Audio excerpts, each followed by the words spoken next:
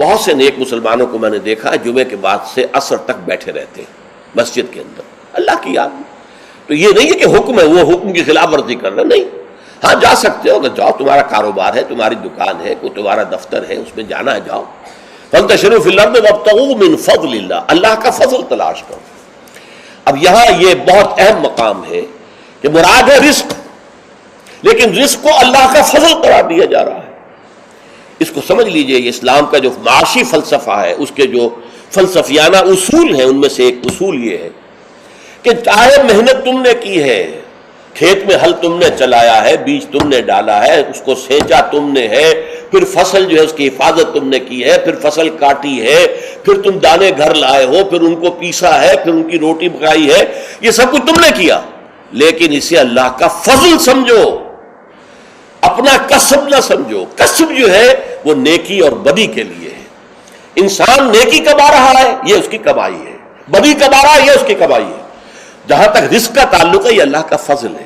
اور فضل اسے کہتے ہیں جو بلا استحقاق دیا جائے، جس کا تقاضا نہ کیا جا سکے. جس کی مثال سادہ سی میں دیا کرتا ہوں کہ آپ نے کسی مزدور کو رکھا ہے، 8 گھنٹے اس نے کام کرنا ہے، آپ نے فرض کیجئے 100 روپے مقرر کیے ہیں اس کی مزدوری. دن بھر آپ نے دیکھا کہ ایک مزدور بڑی محنت سے کام کرتا، دل لگا کے کام کیا اس نے، چاہے کوئی دیکھ رہا ہو چاہے نہ دیکھ رہا ہو. ایک تو ہوتے ہیں وہ کوئی دیکھ رہا ہے تو کام میں لگ گئے، کوئی نہیں دیکھ رہا ہے تو بیٹھ گئے. نہیں، اس نے بڑی جی لگا کے کام کیا ہے. تو شام کو آپ اسے 100 روپے بھی دیتے ہیں، 10 روپے اور دیتے ہیں. یہ 10 روپے فضل ہے، یہ وہ ڈیمانڈ نہیں کر سکتا. ڈیمانڈ تو 100 کر سکتا تھا، 100 طے ہوئے تھے، لیکن آپ نے اپنی طرف سے بغیر اس کے کسی قانونی استحقاق کے 10 روپے اسے دے دیے، یہ فضل ہے. اسی طریقے سے رزق جو بھی انسان کو ملتا ہے وہ فضل ہے اللہ کا، اسے اپنا کسب نہ سمجھو. جب تم سمجھو گے یہ اللہ کا فضل ہے تو پھر دیکھو گے اللہ اس کو کس طور سے خرچ کرنا چاہتا ہے، کروانا چاہتا ہے مجھ سے، کس کس کے حقوق اللہ نے اس میں رکھے ہیں. تو فَابْتَغُوا مِن فَضْلِ اللَّهِ وَاذْكُرُوا اللَّهَ كَثِيرًا، لیکن اس میں بھی اللہ کو کثرت کے ساتھ یاد کرو. یہ نہ ہو کہ مسجد میں تو اللہ کا ذکر ہوا، باہر نکل گیا تو بھول گئے، نہیں، بلکہ یہ کہ جو کام کر رہے ہو اس میں کام میں تمہارے ہاتھ مصروف ہو اور دل تمہارا جو ہے وہ اللہ کے ساتھ لگا ہوا ہو. جسے آپ کہتے ہیں پنجابی میں ہتھ کارول دل یارول. یہ ہے ذکر کثیر. اور ذکر کثیر کا سب سے بڑا ذریعہ کیا ہے کہ جو مسنون دعائیں ہیں حضور صلی اللہ علیہ وسلم سے، رات کو سونے لگے ہیں تو دعا ہے، صبح اٹھے ہیں تو دعا ہے، بیت الخلاء میں داخل ہو رہے ہیں تو دعا ہے، باہر نکلے ہیں تو دعا ہے.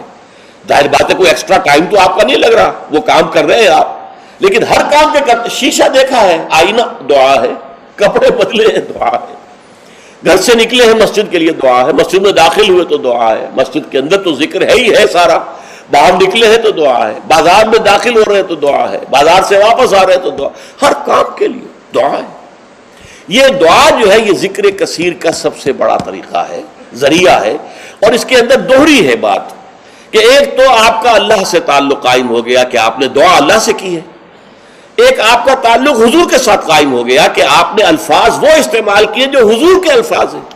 تو گویا کہ دو نسبتیں تازہ ہو گئیں جب بھی آپ نے ایک مسنون دعا پڑھی ہے. تو دعا ادعیاء مسنونہ جو ہے در حقیقت وہ دوام ذکر کا سب سے بڑا ذریعہ ہے. اس کے لیے علیحدہ سے وقت نکال کر کوئی آسن بنا کر اور کوئی ضربے لگا کر اس کی ضرورت نہیں، بلکہ ہر کام کرتے ہوئے. تو زندگی کے ہر کام کے ساتھ دعا ہے، اور وہ دعا ہے مسنون جو حضور سے ثابت ہے. لہٰذا دو نسبتیں جو ہیں جس کو آپ کہتے ہیں ایک تیر میں 2 شکار، اللہ سے دعا ہو گئی، اللہ سے تعلق قائم ہو گیا، اور الفاظ آپ نے وہ استعمال کیے جو محمد الرسول اللہ سے منقول ہے صلی اللہ علیہ وسلم، آپ کا تعلق حضور کے ساتھ قائم ہو گیا.